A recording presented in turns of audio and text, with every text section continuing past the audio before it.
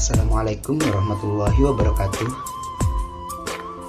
Hai semua, apa kabarnya? Mudah-mudahan kita semua selalu diberi kesehatan dan selalu dilindungi oleh Allah Subhanahu wa Ta'ala dimanapun kita berada. Baik, di pertemuan kali ini kita akan membahas, bukan pertemuan sih, di video pembelajaran kali ini kita akan membahas tentang ilmu tajwid alif lam. Baik, mari kita simak bersama video pembelajaran berikut ini. Jadi, kita sebagai umat muslim dianjurkan oleh Allah Subhanahu wa Ta'ala untuk mempelajari dan membaca Al-Quran. Itu wajib bagi kita. Karena apa? Karena Al-Quran merupakan pedoman hidup bagi kita, baik di dunia maupun di akhirat. Sebagai umat muslim itu wajib hukumnya untuk membaca dan mempelajari Al-Quran. Membaca Al-Quran itu tidak perlu tergesa-gesa, karena dalam membaca Al-Quran juga terdapat tata caranya. Salah satunya kita harus memahami hukum atau ilmu tajwid dari bacaan Al-Quran tersebut. Nah, kita masuk nih, apa yang dimaksud dengan ilmu tajwid tersebut. Jadi, ilmu tajwid adalah suatu ilmu yang mempelajari bagaimana tata cara membunyikan atau mengucapkan huruf-huruf yang terdapat dalam kitab suci Al-Quran dengan baik dan benar. Nah, itu adalah pengertian dari ilmu tajwid atau hukum tajwid. Seperti firman Allah dalam Quran surah Al-Qiyamah ayat 16. Di situ Allah berfirman, Bismillahirrahmanirrahim. La tuharrik bihi lisanaka mohon maaf salah. La tuharrik bihi lisanaka lita'jala bih, yang artinya jangan engkau Muhammad gerakkan lidahmu untuk membaca Al-Quran karena hendak cepat-cepat menguasainya atau menghafalnya.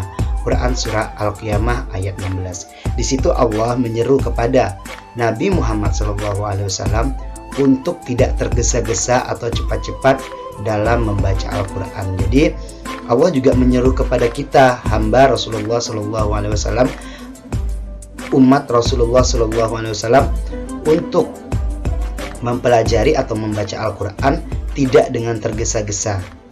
Ya, jadi Allah meminta kita untuk memperhatikan juga ilmu tajwid yang terdapat pada Al-Quran tersebut. Seperti itu. Yang akan kita bahas di sini yaitu ilmu tajwid alif lam. Jadi alif lam itu ada dua. Yang pertama ada alif lam qamariyah dan yang kedua ada alif lam syamsiyah. Nah, kita bahas satu persatu. Alif lam qamariyah. Nih. Alif lam qamariyah itu adalah alif lam ta'rif yang bertanda sukun atau mati. Apabila bertemu dengan salah satu huruf qamariyah, maka dibacanya jelas atau izhar. Nah, berikut adalah 14 dari huruf qamariyah. Bisa kalian lihat sendiri, di situ ada huruf ba, ada jim, ada ha, ada kho, ada ain, ada ghain, ada fa, ada qaf, ada kaf, mim, waw, ha, hamzah atau alif, ya. Nah, itu adalah 14 huruf dari huruf qamariyah. Nah, apabila alif lam ta'rif tersebut yang bertanda sukun atau mati bertemu dengan salah satu dari ke-14 huruf qamariyah ini, maka dibacanya itu jelas. Seperti itu. Oke. Berikut adalah contoh-contoh dari alif lam qamariyah. Nih, ini di sini udah ada tabelnya, udah jelas sekali di situ. Ini yang digarisbawahi adalah contoh-contoh bacaan dari alif lam qamariyah. Di situ alif lamnya terdapat tanda sukun atau mati. Tuh, lihat di atas alif lamnya terdapat tanda sukun. Nah, setelah alif lam yang bertanda sukun tadi diikuti dengan huruf-huruf qamariyah. Nah, bisa kalian lihat di tabel tersebut sudah jelas.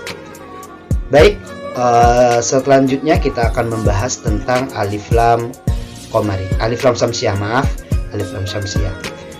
Apa itu alif lam syamsiyah? Alif lam syamsiyah adalah alif lam ta'rif yang bertanda tasdid. Sebenarnya alif lam syamsiah ini tidak ada tandanya, jadi alif lam ini tidak dianggap sebenarnya.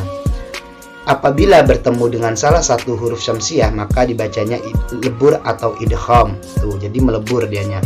Alif lamnya itu melebur. Jadi tidak dibaca alif lamnya. Berikut adalah 14 huruf syamsiah. Ada ta, ada sa, ada dal, ada zal, ada ro, ada zai, ada sin, ada shin, ada shod, ada dot, ada to, ada zo, ada lam dan nun. Nah, apabila alif lam ta'rif bertemu dengan salah satu huruf syamsiah ini maka dibacanya melebur atau idgham. Alif lamnya itu tidak dibaca seperti itu. Berikut adalah contoh-contoh dari bacaan alif lam syamsiah. Ini sama, ada tabelnya juga, bisa kalian lihat, bisa kalian perhatikan. Yang digaris bawahi itu adalah alif lam syamsiah. Kalian bisa lihat bahwa di alif lamnya itu tidak ada harokat apapun. Yang bertanda tasdid itu di huruf syamsiah setelah alif lam. Nah, bisa kalian lihat yang di garis bawahi itu adalah alif lam syamsiah.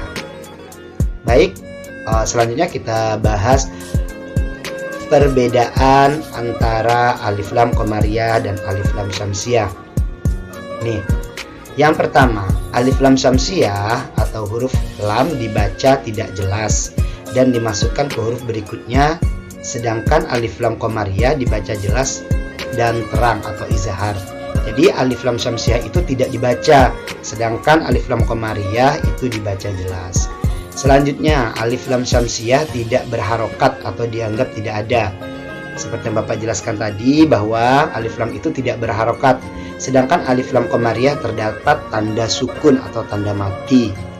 Selanjutnya, penulisan alif lam syamsiah menggunakan tanda tasdid. Nah, sebenarnya tanda tasdidnya itu terletak pada huruf syamsiah setelah alif lam, ya, tidak pada alif lamnya. Dan huruf syamsiah berada di depan alif lam. Tuh. Selanjutnya, sedangkan penulisan alif lam qamariyah memakai tanda sukun, ya. Jadi tanda sukun itu seperti apa ya? Tanda sukun itu seperti huruf O tapi dia tidak nyatu gitu, tidak benar-benar O gitu, yang terdapat pada huruf lam. Jadi tanda sukunnya ini benar-benar terdapat di atas huruf lamnya, alif lamnya maksud Bapak. Nah, ini tabel perbedaan antara alif lam qamariyah dan alif lam syamsiah. Bisa kalian lihat di situ. Kalau alif lam qamariyah jelas sekali tanda sukunnya berada di atas alif lamnya, sedangkan alif lam qamariyah